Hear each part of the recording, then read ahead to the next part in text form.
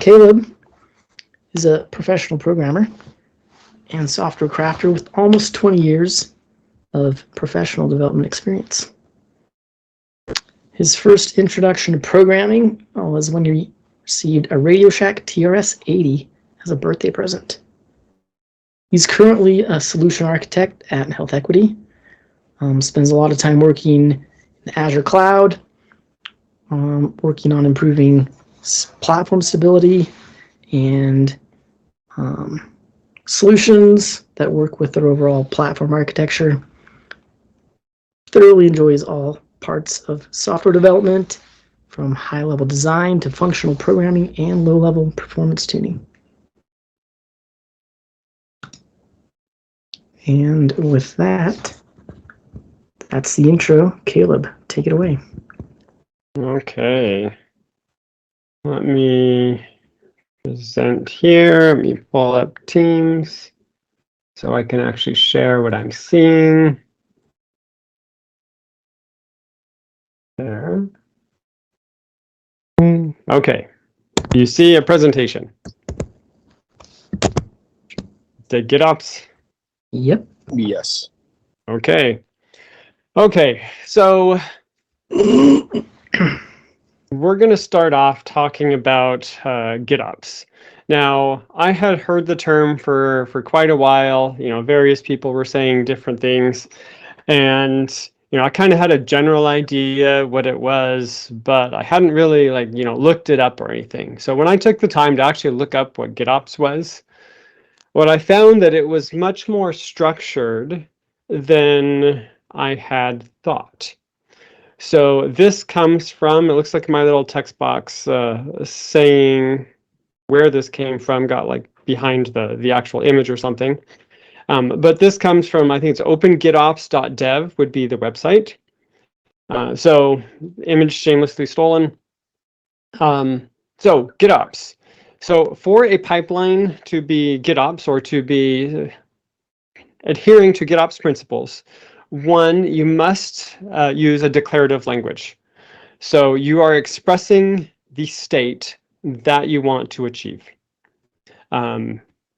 You are not writing code that is going to put it in that state in a procedural fashion where you're saying, I want X to run, and then I want Y to run, and then Z should do this, and so on and so forth. Second principle is what you're defining, what you're declaring as the current state has to be versioned and immutable. So it also has to be stored in a way that enforces that immutability and then gives us that versioning. And what that allows us to do is to go back at any time and say, what was the prior state at this? Or to even go back and say, hey, I want to revert to the state exactly as it was at this point in time. There are, of course, other things that you're not necessarily going to version, right? So, for example, your database, your content in the database. Application behaviors can change because of statefulness and other things. But we're really talking about the deployment of the application and its supporting infrastructure. Third, those changes should be pulled automatically. So, and I think we're kind of used to this, right? We commit something to Git to a source control system, and then shortly thereafter, build pipeline kicks off, it runs and it does things. The last principle of GitOps is it has to be continuously reconciled. And that process is basically saying, is the state of the system as currently deployed in conformance to, or does it match the state as defined in our Git or source control repository? So today, that is going to be our adventure. I have one more slide that we'll cover right now. And then if I can get back to there. This is an example of a GitOps flow. So this is a picture I just drew up. It does not represent everything that we're going to cover today, and includes some things that we are not going to cover today just because of limited amount of time. But I kind of wanted to talk through this. And if I remember right, let's see, if I hold down Control, you'll get this little red icon, and apparently you're also going to get a sharing thing here. So I wonder if I can move this. Nope. Okay.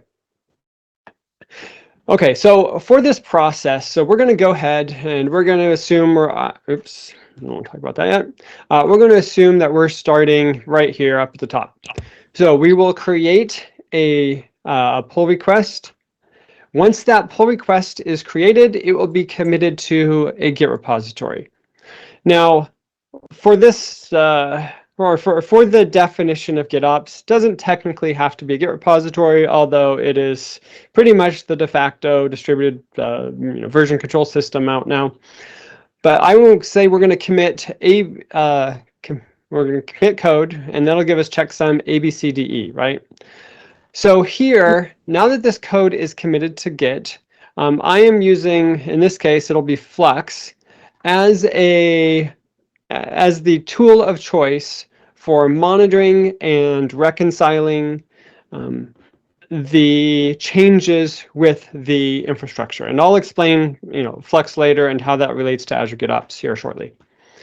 So in this case, here we have this system, Flux, that is observing these commits up here in the Git repository. Once it's seen those, then Flux, as in the system, not necessarily a particular controller, but it is going to deploy that. And then for this example, I'm going to say to Kubernetes. Again, more on that a little bit later. So then here we have Kubernetes. It's running. We've deployed our system. And now we have the ability of enforcing policies. And this is the part I'm not going to talk about, right? So I'm not going to be talking about Azure Policy or Gatekeeper. I'm not going to be talking about SigStore. And I'm not specifically going to talk about admission controllers, although if there's time in the Q&A and you have some questions in that area, that's all good. Now, let's see.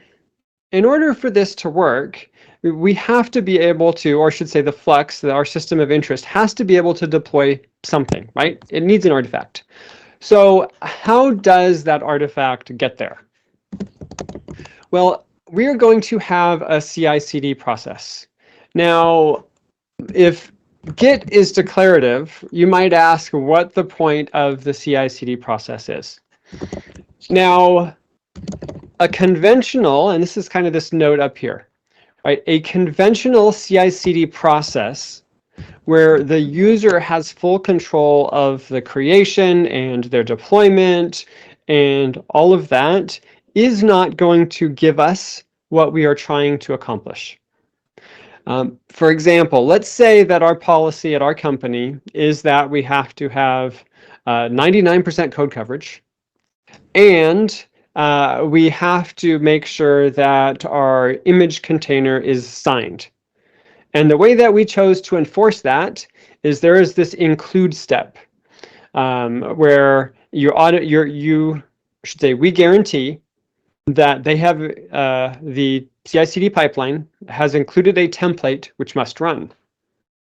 And then this developer gets on and he's like, hey, I got 98.9% coverage, right? That's good enough. This code cannot be tested, right? It's just strictly impossible. And so he decides that he's just not going to do it. So he adds a new step after the include ones, and then he goes ahead and he modifies a couple of things to make it look like that coverage was there. And then he goes ahead and he, basically deploys it and does some other stuff like that, right? So without having something that actually guarantees these policies are applied, there are mechanisms, if you're using conventional CI/CD pipelines, by which most everything can be bypassed if you're creative or know what you're doing. So in this particular context, when I'm talking about CI/CD, is I'm talking about doing something that guarantees that the time we do our deployment, the items, the artifacts that are being deployed have met all necessary criteria. I'm going to call the artifact that we're talking about the primary artifact. The primary artifact could be, and in this example, is simply an OCI image, right? If you know anything, now OCI is Open Container Interface. It is used by Kubernetes. It is used by Helm charts, which of course kind of go along with containers and everything. But you can actually store just about anything in there if you know how to use it. And then there's metadata associated with it, and there's different layers, and you can do all sorts of really fancy things. The mechanism by which guarantees are made about this primary artifact are these attestations that are attached. So, for example, I would attest saying, yes, I have examined the source code in question. I have generated my own fully trusted code coverage report, and I have attached the attestation that says, I guarantee these things have happened to the primary artifact. Which makes it so that at the time that we go to do the deployment, the policy components can guarantee fully and 100% that the item that I'm deploying meets all necessary company policies. So with that, we're going to jump out of slide mode. I'm going to go ahead, increase the font size on a couple of these. Yep, that looks like similar in size. Okay, that should be enough there. And then I need a... Okay, now we're going to go to Azure Portal. So I want to start connecting what I was just talking about with the Azure Portal. Now, in the title, I said Azure GitOps, right? So if I were to type in Azure GitOps up here, actually, let me go ahead and make this a little bit larger here. Notice that we start seeing application deployments with GitOps, Flux v2, GitOps in Azure, dev test. We start seeing some search results here, but not the exact wording that I used, and that's fine. So let me demonstrate exactly what I'm talking about. So I have here a test Kubernetes cluster that I just have associated with my MSDN account. And within this cluster, there is some functionality called GitOps, which I just stumbled across one day. I don't remember when I noticed it. It was sometime last year. And I was like, whoa, GitOps, I didn't know that Azure had that capability. So then I started doing some research and investigating to understand what it is. So I'm going to click on GitOps here. Now, what you'll notice is I have some user interface around the configuration, or I'll just say my GitOps configuration. And right now it says it's non-compliant. So something's going on, and we'll probably see a little bit and talk about that a little bit as we're going. So I'm just going to go ahead and let's take a look at this configuration and see what's going on here. Now, okay, so we can see that I have defined a number of different objects, and there's at least one or more that are non-compliant. Notice that we get a SHA. This SHA corresponds to a very specific Git commit.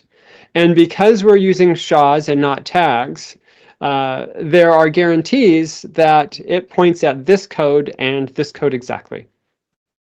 Now over here on the right, we see the repository. So it's just my Flux controlled K8 Git repository here.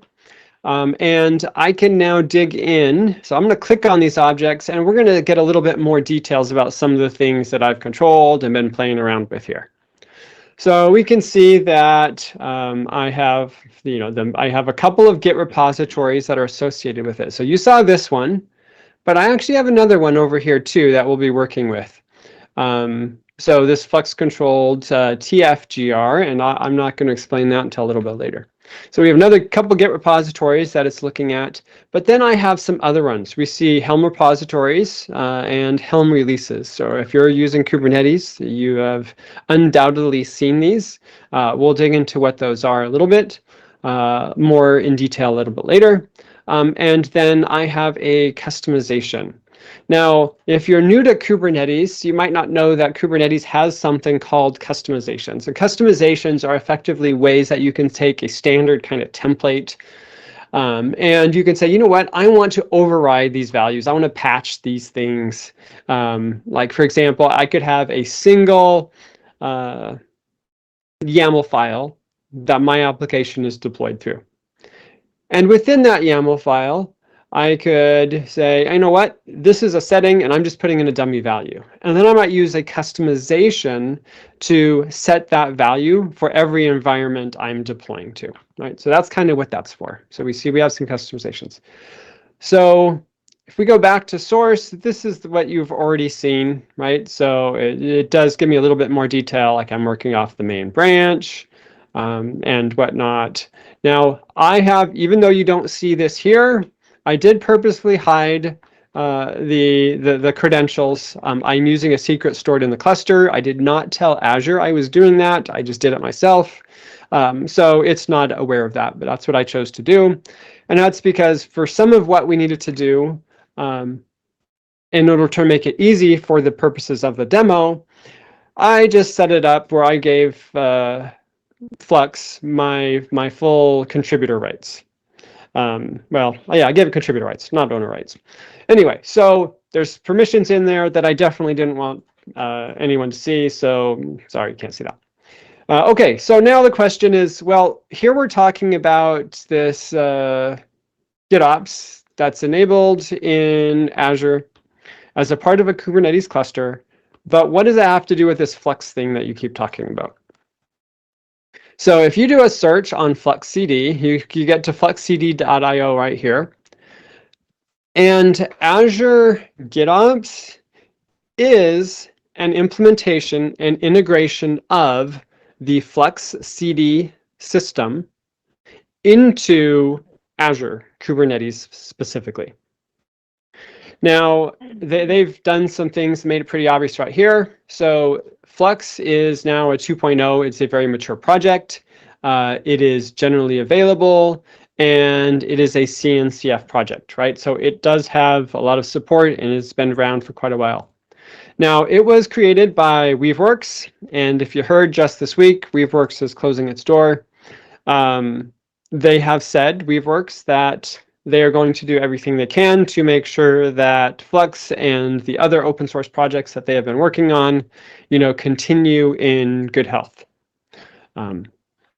So I've already heard a few people express concern.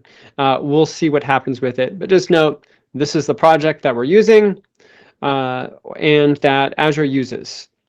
Another thing that I wanted to point out is if I just do a search on Azure GitOps right here, we get GitOps for Azure Kubernetes Services, okay.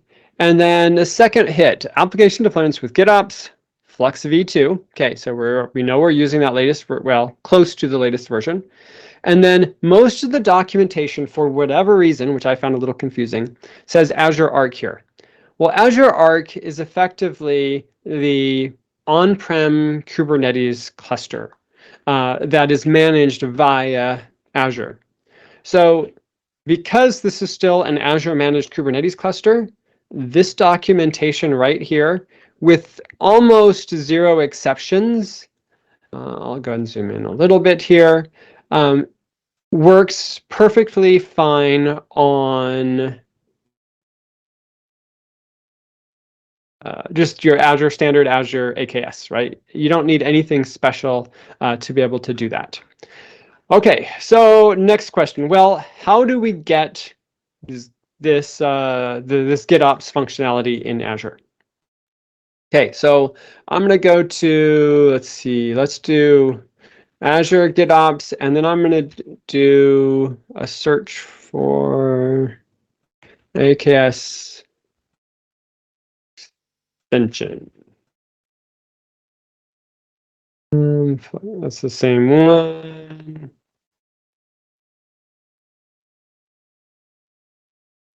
Maybe it was in here. Ah, right here. Okay. So the way that I went ahead and went about deploying this cluster is I use Terraform, which we're not going to get into the cluster deployment today. But one of the things that I want to point out is that this is simply, or the Flux cluster is just an extension to AKS. So you can deploy your cluster, you can add this extension after the fact, and you just have the extension type of Microsoft.Flux. Okay, so with that, I think it's time to actually get in. Let's actually start looking at how this works, and we can talk more about the details and stuff surrounding it here shortly. So with that, now feel free to ask questions as I'm going. I'm going to feel bad looking at chat because it's way over there and I'm not looking at the screen. So just put your questions out there. If you put them in chat, someone else can, like Steve, can speak up and state what the questions are if your microphone's not working or you just don't want to go on mic. So with that, let's go ahead and we're going to go back to a terminal. Okay. So what you see here is my Kubernetes cluster. So we have a bunch of pods deployed and functioning. But how did they get there? And how does this Flux system work? So the first thing that let's do is let's actually go, I'm going to actually go back to the browser here and let's go directly to GitHub and let's take a look at some of these repositories. So let's look for it's Flux Control K8 here. Okay, I'm going to go ahead and go to manifest, and then let's pick some of these. Let's start with something very, very simple. Okay. The way Flux is configured is it is going to look at this repository, and I have it set to just look at everything in it. Right now, that's probably not how you're going to want to run your system, right? You're probably going to want to organize it a little bit, but for purposes of the demo, it made it very simple. And within here, I have a bunch of manifests, just YAML files. And it's just going to grab each of these YAML files. Let me make that a little larger here. And it is going to effectively bundle them up and then deploy them to the cluster. So if we look, there should be a secure only cluster or namespace that exists. So if I go back to my cluster right here, KC is my alias for kube control. So I'm going to go ahead, get NS, and I'm going to do -A. And here we see that there is a secure only namespace. So if I do describe NS secure only, then we can even see the label that I had added. So if we go back really quickly, here's the label that was added. But then we also have some added labels, some labels that were added by Flux specifically. So it went ahead and say, hey, I have these custom resource definitions, and it uses those within the labels as a means of it keeping track of current state. So if I wanted to deploy a new namespace, what would I have to do? Well, let's go ahead and cat. I'm going to cat ns the demo ns.yaml right here, and we can see here I have a namespace. It just called demo ns. If we were to look up here, there is no demo ns namespace. So the process to add this would just be git add demo ns.yaml, git status to make sure it's added. It is. I'm going to go ahead and commit, say added demo namespace. And then once I push this, Flux is going to go ahead and it is going to pick it up. Okay, so I could check to see how fast it's going to be deployed. There is a polling interval that is configured. So it could be that it's going to pull, I don't remember what I have it set to. So we're just going to go ahead and I'm going to say, okay, well, let's go ahead and let's get NS and let's just see if it's there. Okay, it's not there yet. That's fine. It does make sense. Okay, so let's go ahead, get CRDs, oops, KC, get CRDs, and sure, I'll search for FluxCD. Now, CRDs are custom resource definitions in Kubernetes. They effectively allow you to define schemas that you can use for various purposes, and then typically you will attach controllers or actions to those schemas. So if we look under here, we can see that I have schemas for Helm charts, for Helm releases, for Helm repositories, and then quite a few other things. So let's go ahead and let's take a look at, for example, the Git repositories here. So if I were to do KC get, now here's the resource name. For people who haven't worked with custom resources, effectively you just drop in the resource name just exactly as you would like a pod or a namespace or something else. It just becomes another resource. Okay, so I'm going to go ahead, do -A, and now we can see that I do have, and here we have those two Git repositories that we saw on the UI. Now, the reason that I wanted to do this is I talked about the syncing process, but we never really said, well, okay, how is it configured? You know, how often is it going to pull or anything? So let's go ahead and let's take a look at, this is the main one that we're going to be looking at for the purposes of this. So I'm going to go ahead and do KC. And I could be using K9s. For some reason, I just command line, and anyway, I stick with it probably more than I should. So let's go ahead and let's describe that. So let's describe, and we're going to describe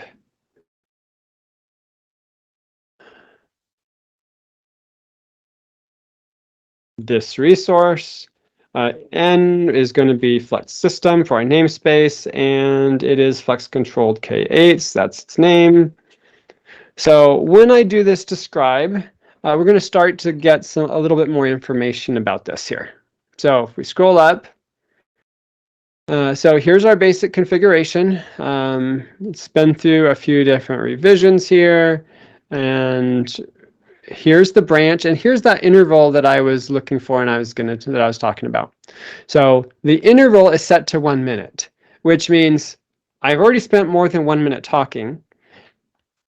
Flux should have checked to see if there was new code in my Git repository, and it should have found that there is, which means my namespace should be deployed if everything is healthy.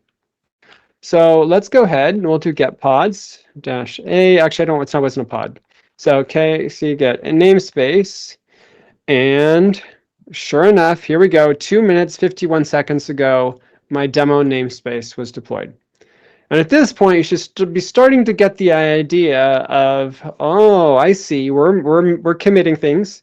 These things define resources, and once Kubernetes, or I should say Flux running in Kubernetes, picks up that there is a resource of a specific type, there is then some action that's taken that goes ahead and deploys it.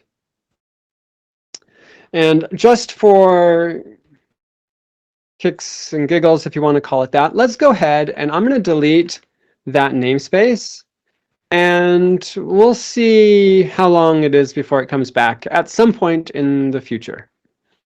So, okay, so our get ns. So if I rerun my get namespace, we can see it's gone. And then, like I said, with that, we'll come back to this. Okay. Again, feel free to ask questions as we're going.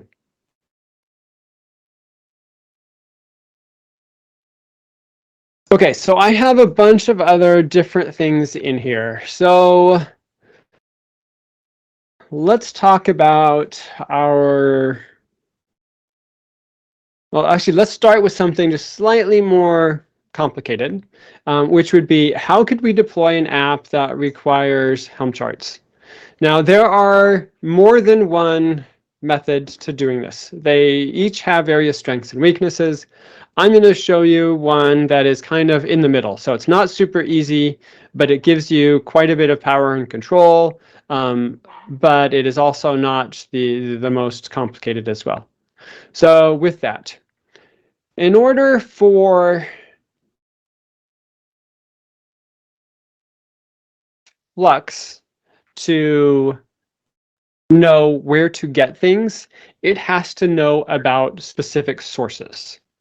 So if I just do a search for source, you can see I have a few different ones to find. I have a Helm source for Nginx. I had one for my OPA gatekeeper, and I had one for a Helm repository source, and then I have a TF controller source over here. I don't remember what I did. We're going to look at this custom Alpine one. So let's see what it does. So if we look at this Helm repository, now I did comment it out because I have a very small cluster just because of the money limitations associated with the account, and I forget to shut off the cluster, so I didn't want to run out of money and credits. So it's not currently installed and running, but you can see down here that within my repository, in this particular case, I said, hey, I'm just going to be looking for any Open Container Initiative, Open Container Interface based repository, and here's its URL. So in this case, I'm using ttl.sh. If you're not familiar with it, it is a short-lived container registry. So you can use it for testing, just deploying something to a container, pulling it down, and whatnot. That works for both Helm charts as well as container images. They can live up to 24 hours. So in this particular case, we're talking about different repositories. So here is the custom CRD type. And within this schema are various kinds. One of those is a Helm repository, which is basically going to say, this one is pointing to the location where all of the charts for some area, some category of images, right? So typically it would be, it's like, hey, this is all company X's charts, or it could be all this department's charts. So with this defined, is if we have a lot of different releases or deployments that we want to come from this chart, we can get them right from here. Okay.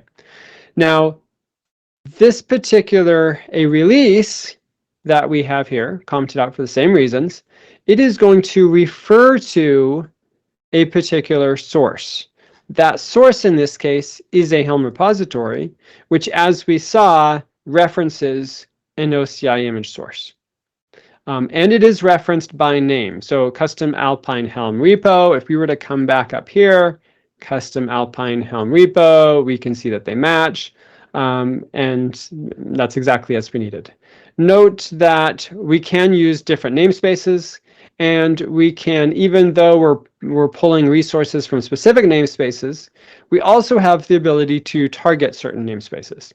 Now, in this case, I was targeting secure only one, but that could be something else as well, right? So if you don't specify, it would probably be default, which would just so go into the same bucket as everything else. Okay. Now, so there are different ways that we can reference the specific item that we want deployed. So in this case, I said, hey, I want to use this particular chart name, custom Alpine, which is just one that I put together. And specifically, I want any version, and this is semantic versioning, less than 1.0.0. So it is going to go through, it is going to query that OCI repository, I should say this Helm repository. It's going to query it for the different charts. It's going to grab the different versions. It's going to catalog them. And then anytime a newer version comes out that matches this criteria, it is going to be deployed. Now, this might be too open, right? In other words, I might want to explicitly specify the versions that I want. Anyway, so there are various ways. I'm not limited to this by any means, but this was one mechanism for deploying an application that you want consistently at, some version. Okay, so now we've seen we can deploy Helm charts using the same approach, and I can generate repositories, or I should say I can use repositories or sources that allow me to pull in artifacts of various types. So at this point, we have seen we have a Git repository as a source. We have an OCI or a Helm repository as a source. We have OCI repositories. We can actually add those as well.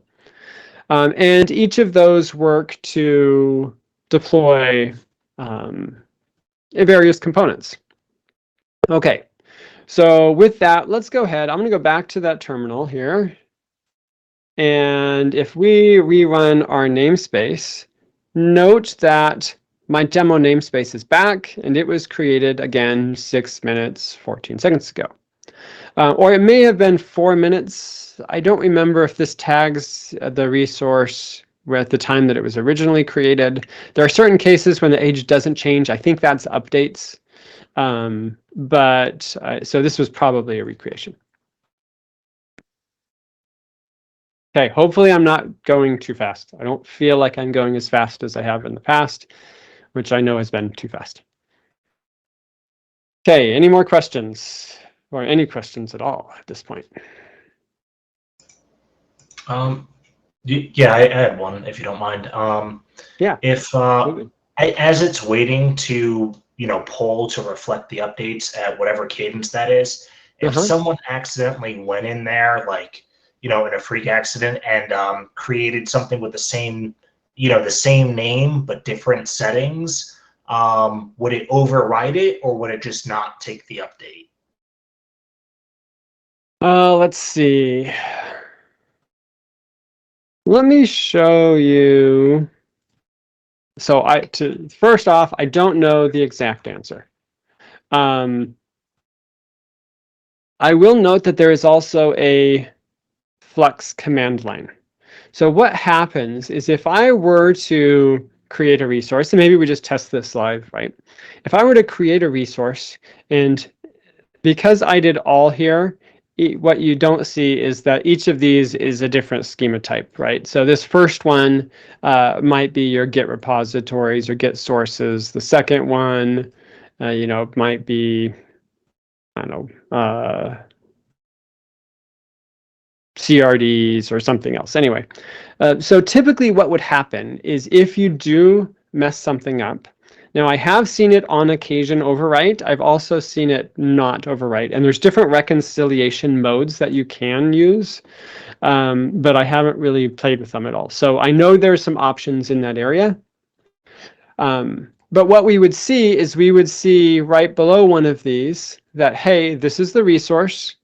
With its name, revision, and all of that.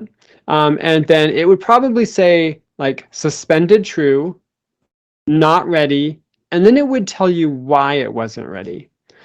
So I would just like run this command line, and I'd go in and say, oh, it's not ready because of this, right? There's a conflicting one, someone else already created it. And that would be enough. So I guess, let's see. Namespace, and I don't remember the exact syntax for this one, and it's just your name. Perfect.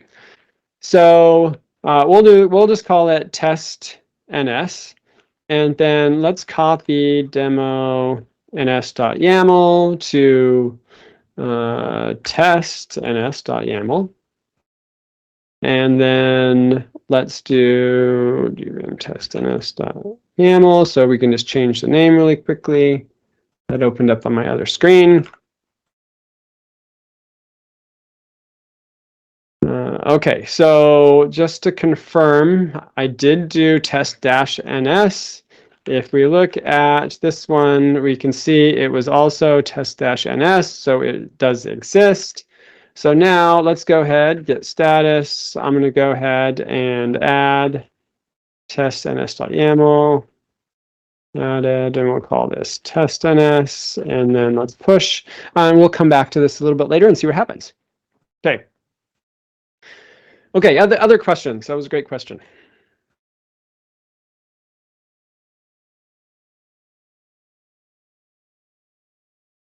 Okay, well, we will continue.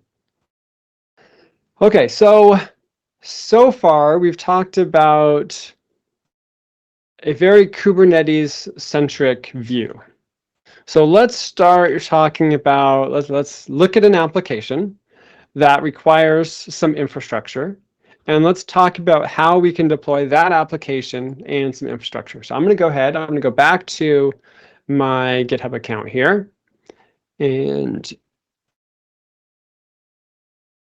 in this particular case, I want App Insights test.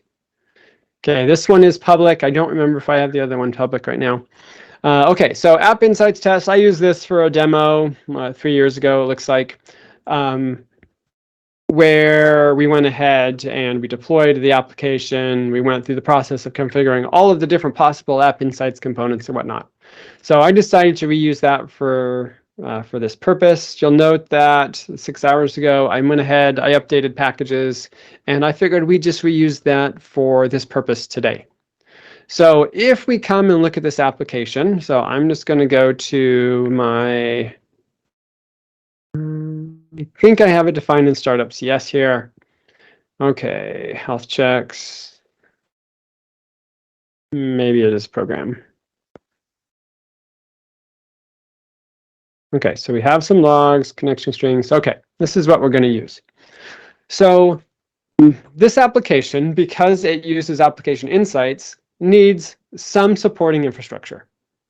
I could have told Flux to monitor this repository, and I could have included the infrastructure that I needed, or the definitions for the infrastructure I needed, right in here. I did not do that just because this already existed, and I didn't feel like doing that. Note that we have the ability to look at a JSON file here, which in this case is required. But then we have this override for environment variables. Now, environment variables are very convenient with Kubernetes because you can override them so readily, and you can do so in a number of different ways. So the mechanism by which we're going to control this application without me making a single change is simply to provide it environment information that will allow it to connect to our Kubernetes cluster. So in order to do that, we need to deploy this application, and we need to deploy an Azure resource, which is a application insights instance. So let's go ahead, and there's actually nothing else to look at in this application. You're welcome to look at the source code, and it's already deployed to the cluster because I didn't want to spend time waiting for the deployments. So let's come back to this. Now I have this App Insights test. This is the cluster that we, or I should say the application that we were just looking at. So note again, I deployed this one through Helm, and I said version is less than 020. So again, we have a Helm release. And then in this case, I said it's going to look at this Helm repository, which I actually just defined right in the exact same file for simplicity. So here, let's see here. Okay, so I deployed it there, and then it's going to get it from TTL-SH, Caleb, charts, which I pushed up, I don't know, earlier today, and will be gone by tomorrow at the same time. Okay, so now we can see how the application's getting deployed, but we really don't know a lot about the environment configuration and how it's going to read that. And that's actually, I don't know that I committed that. Let's go ahead and see. So if we go back, nope, I did not. So I should add that, but for now, we're just going to go to the file system and let's go and look at it. So let me go ahead. I'm going to go back a directory. Should be in other, and then here in App Insights test. Okay. So deployment.yaml, that was just my my getting started that I used before I generated the Helm charts for it.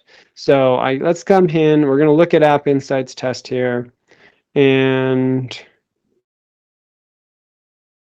let's look at chart, and we'll look at values. We're going to go ahead and look at templates and deployment, YAML. Those three should be sufficient. Okay. So again, I did say I was versioning at less than, looking for version less than 0.20. So my 0.11 qualifies, so that's good. For values, we get more specific. So the image is going to come from TTLSH, Caleb Images, App Insights Test. The tag was 12 hours. So in this case, when I pushed it up, I said, okay, I'll let it stay there for 12 hours. Otherwise, it'll default it to like 24. I only want one instance, and then there's a couple of other parameters that we don't care too much about. Okay. Lastly, if we look here at the deployment YAML, we start to understand how things are getting connected. So the Helm chart for this basically says, hey, this is the name of my application. It will be running on port 8080. We didn't look at the Docker file, but if we do, we'll notice that it's running on port 8080. So we could go and do that. And it has this application insights __ connection string. Now, if you know .NET and the way the environment variables are read in relation to a JSON structure, you'll know that this is equivalent to having a connection string property nested under application insights. So I think that's worth looking at really quickly. So let me go back to the App Insights project here. Okay, so if we were to go and look at my app settings file, here is application insights. So it's a top level property. And then there's this connection string. So this connection string, which was for the old demo and no longer works, is going to be replaced by a functioning connection string. So the __ is basically what connects these two properties so that it can be defined within environment variables. So if we go ahead and go back to the charts here, now we can see, okay, we have this connection string, and it's actually going to come from a secret.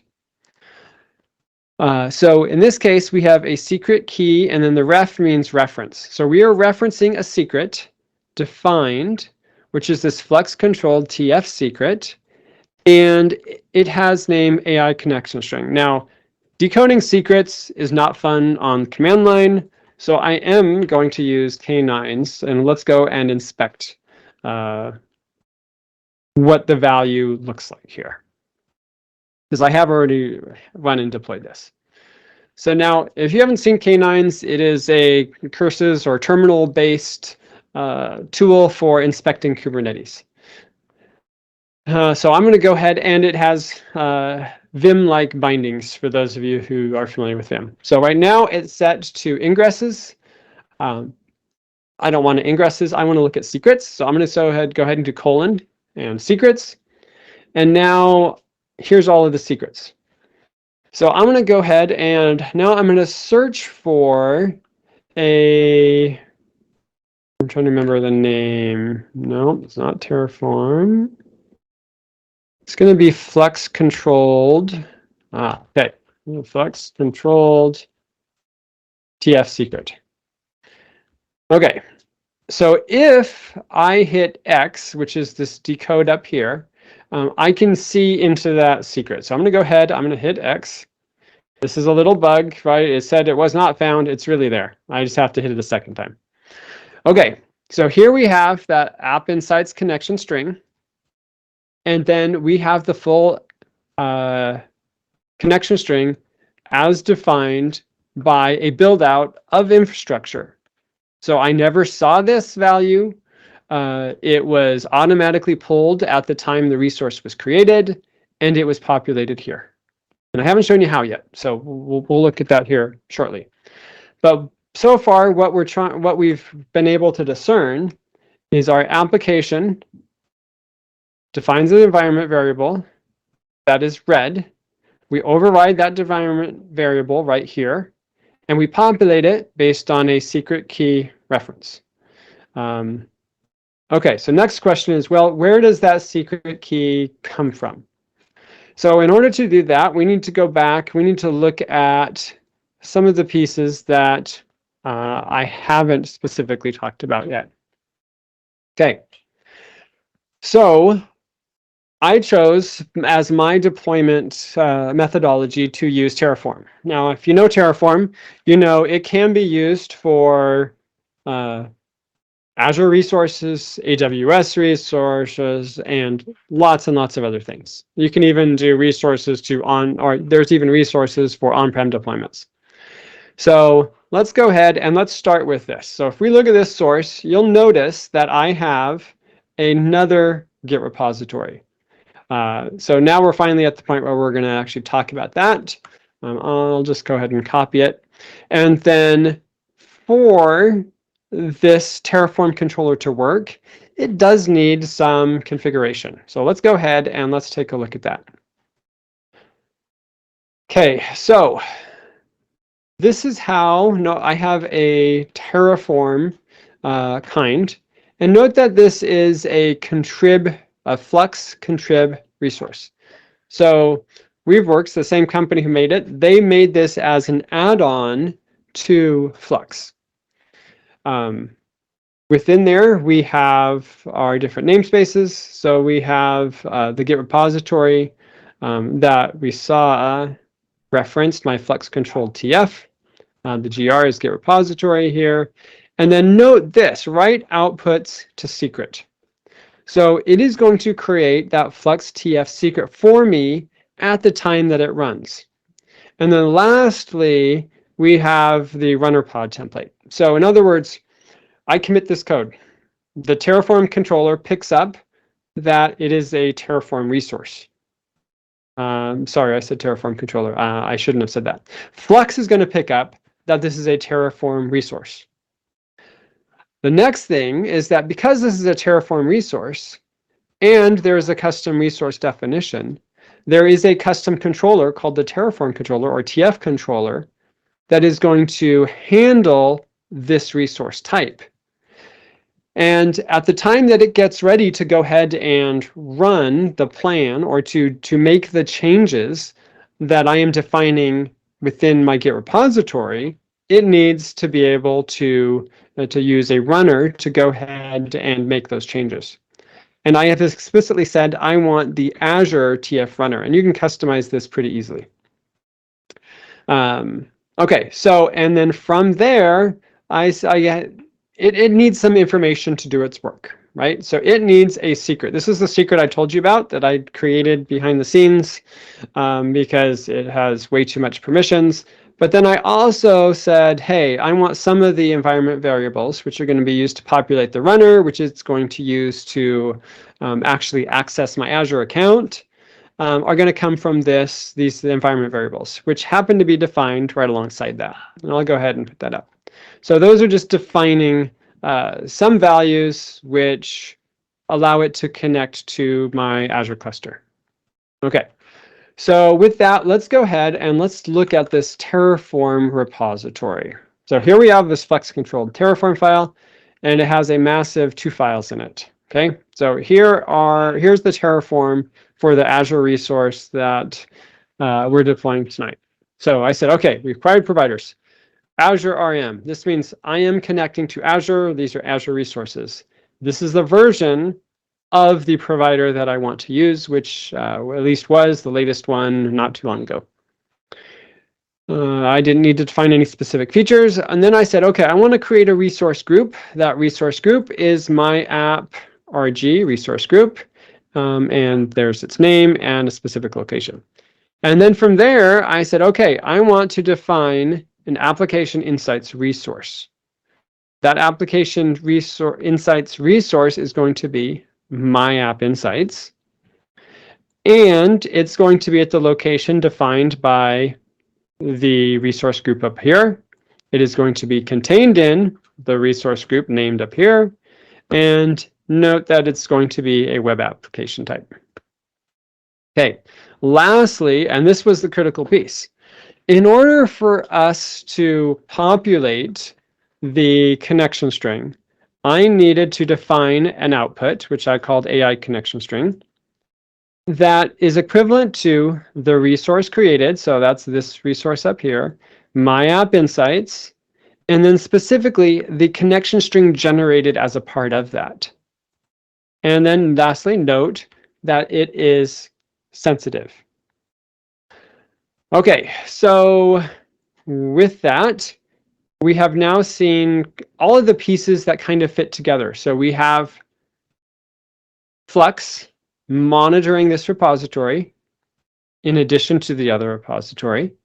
It picks up that there's this Terraform here, and the Terraform is then executed by the runner defined over on the other, or the runner defined in the YAML that we just saw. Okay, so this is the result. We had that AI connection string. It was populated with the instrumentation key, and it worked beautifully. In fact, once I stopped using the release candidate, which was broken, it actually worked the first time, which was pretty amazing. Okay, so what did the resource look like? If we go back to my Azure portal here, we can see that I have my app insights. And actually, I want to close that for 1 sec. Note it was Oh, well, I just viewed it. Well, here we can go to its history. Right. So if we come up to its history, we can see that it was created earlier today. This, of course, UTC time. You know what? But 1800 o'clock. Okay. So with that, we have the application running. Is it truly connected? So let's go ahead. I'm going to go ahead, since I'm in here, let's go ahead and look at the pods. And then there should be an App Insights test. Sure, Flux System App Insights test. Right here, it's running and whatnot. So I'm going to go ahead and I'm going to do some port forwarding. So I want to, because this is running in the cluster and I did not open it up to the public, I can't hit it directly without doing something specific. So I'm going to say, hey, I want to port forward. I'm going to port forward from 8080 to 8080 for localhost. All of that is good. Oops. So I'm going to go ahead and hit that, and it says it is activated. So at this point, I should be good. Oh, didn't mean to scroll. Okay. Okay, so within here, I went ahead and I prepared a couple of post requests. So these are going to go ahead, they're going to hit that App Insights test application running on localhost 8080, and it's going to add a couple of items to the cart. So I went ahead and added one. Because I can, we're in the middle of the demo, let's do new laptop for demo. Okay, so I've pushed a couple of things. So in theory, we can come back to App Insights. Now, and there is a little bit of lag in App Insights. So here within a minute, I will expect to see some requests. So we'll just let it sit there for a minute. Actually, I'll hit 30 minutes. Oh, and it's already there. Okay. So we can come in and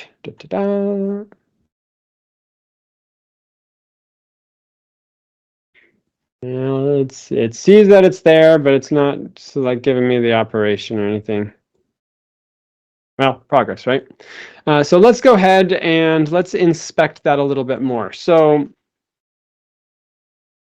localhost, if I go to 8080, if you were to look at the post request, you'll notice I used card ID 1. Oh, and these are from earlier today. So there's a couple from earlier today, another one. But then here's the one that we just ran, new laptop for demo. So sure enough, it is running. I have the various requests. And let's see if we go back to App Insights. And let's expand that window. No, I still haven't. Anyway, at least we can see that it's getting requests and it's processing it. The other thing that we could do is we could go back and we could see, sure, we could validate that this connection string matches what was deployed, and everything was good there. Okay, so with that, let me pause for questions, and then I'll start wrap up. and then we can do any more Q&A that we want.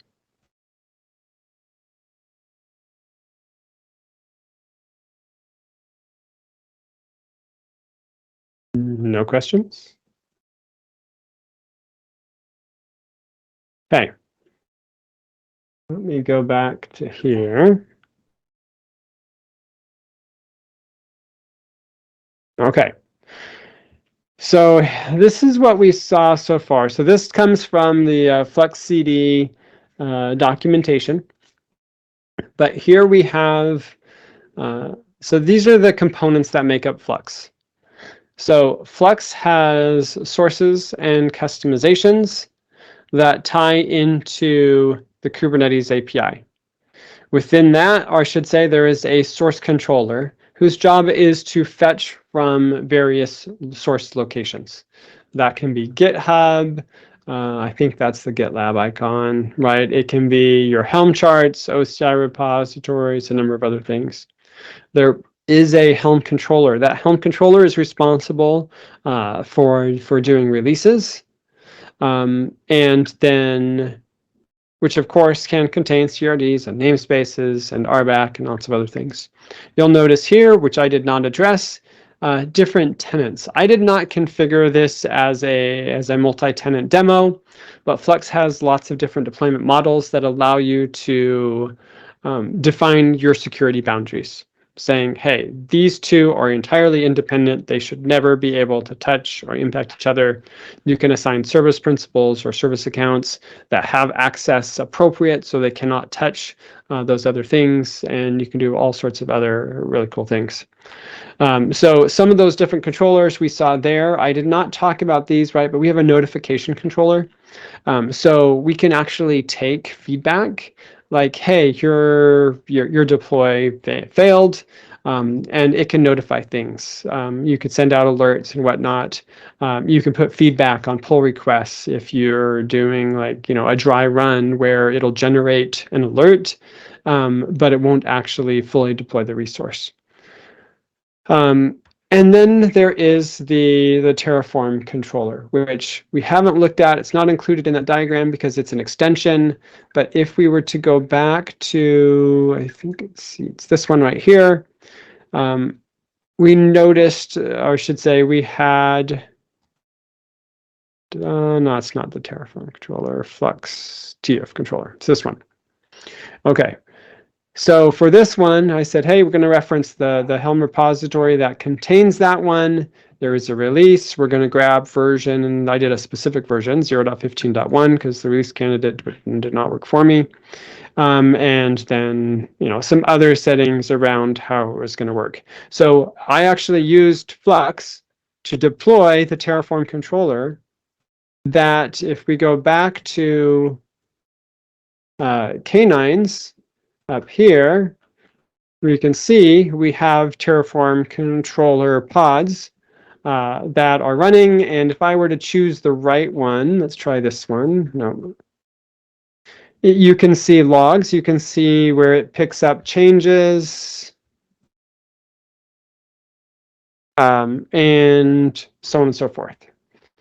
So lastly, I think what we need to do, let's go ahead and let's see what happened with the demo namespace. So in this case, Flux says there isn't anything that's ready. So if I were to do a get namespace all, of course I created it, so we know it's there, but we can actually check if I do describe namespace test ns here, you'll notice that it now has labels for Flux. So in this case, at least, it picked it up, it recognized that it already existed, and it went ahead and just took ownership of it. Okay, so that is everything that I had for the demo tonight. So I'll go back to something a little more interesting here. Oops. And now we have the full details. We can see the carts. We can see that everything was connected, which is a little bit more of an interesting screen to end off on. So with that, what questions do you have?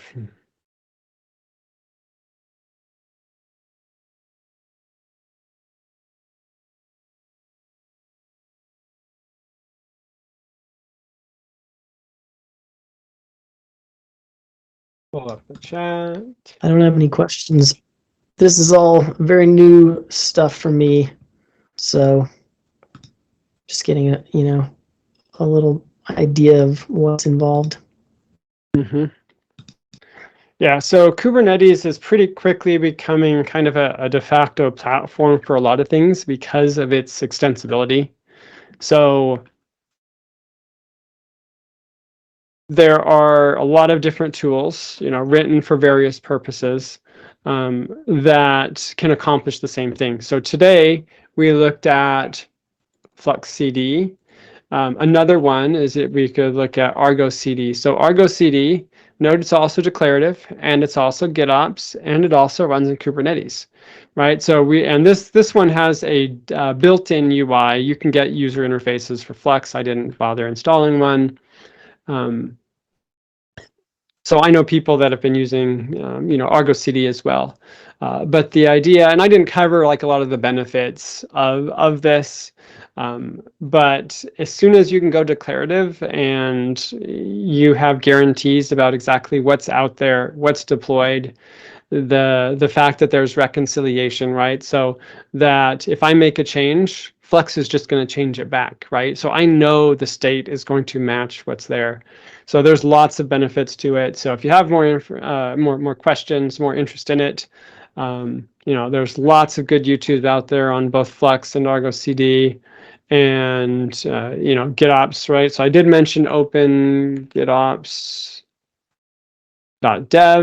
right? So this is, like I said, where I grabbed those principles from, but you can get more information here as well. So anyway, lots of cool information out there. Cool. Looks like Frank has a question. Yep. Yeah. Frank. Quick question. So we started using Argo CD like a month ago, and I don't touch it that often. Any common mistakes that people make that you've noticed, or temptations of mistakes where maybe might be less strategic, if you will, that any things that you've noticed as groups are maturing and doing more with this? So I have a number of teammates who have all used Argo CD. I have not used it. I have only used Flux. What I understand from them is that, at least in the Argo specifics, is it has less consistent behavior when it comes to reconciliation processes. So if you're making manual changes, beware that it's not always going to handle those as cleanly. Flux also has its weaknesses, right? So Flux monitors Kubernetes resources, but a Helm chart is not a Kubernetes resource. It's a set of manifests that get deployed. So so there are certain things around Helm charts where it's like it makes a change, but it doesn't bother trying to figure out what exactly that meant, down multiple layers. So you can make changes to the Helm charts, or I should say, to the manifest contained in the Helm charts directly, and Flux doesn't pick those up right now. So if you were to make a change to the chart itself, like the master chart, it's like that Flux sees.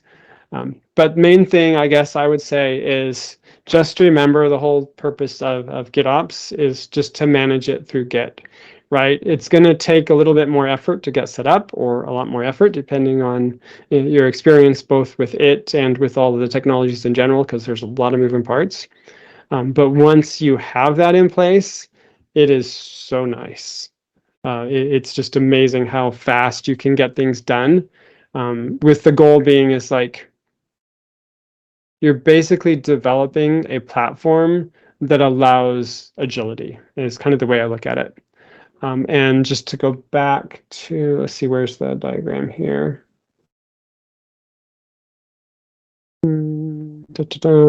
Right here, right? As soon as you start adding in the policy side with something like attestations, then let's say someone commits or creates a new application. That application deploys a pod. That pod says, you know what, I'm going to run as root privileges. Well, you can say, yeah, sorry, no, you're not. Here's your error message. And that just gets propagated right up so that they don't have to come and bother you saying, hey, why didn't my application deploy? Right now it's like, hey, you know, and in fact, you can even do better and say, okay, as a part of the PR process, I'm going to do a dry run deploy. It's going to run through the admission controller. That admission controller is going to reject it, saying, hey, you know, your pod has a capability it shouldn't have. And then that can actually go right back to the PR via the notification controller that we didn't look at. So you can do really, really fancy things that give you the ability to move very fast. Thank you. Yep.